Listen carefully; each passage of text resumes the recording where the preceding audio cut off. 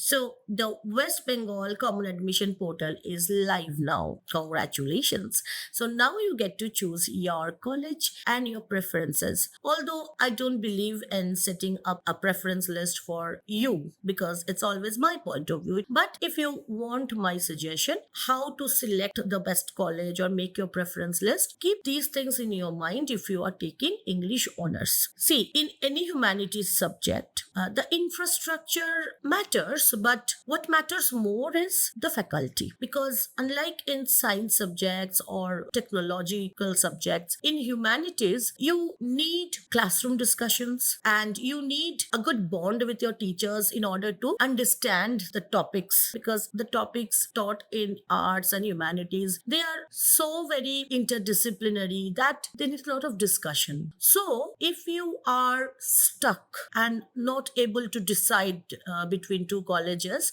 maybe one college is infrastructurally very sound, but you see that in that particular department, the line of faculty is not that extensive, and there is another college which doesn't have that high a NAC rating, but the faculty looks amazing, and maybe you even know some of them. In that case, I would suggest always prioritize the faculty list. How to understand what is the faculty of a college? Go to the college website, search under academics, go to the departmental page and look for a tab called faculty or teachers. See how many teachers are there. Most of the colleges you will be able to view a detailed profile of each faculty and make your decision based on that. Unless you have some really positive reviews from people that you know that this college is amazing and all, if you're stuck and you don't know how to decide which college to put on top and which after that, your decision should be guided by the faculty, because faculty really makes a hell of a difference when it comes to these subjects. So it doesn't matter whether the classrooms are all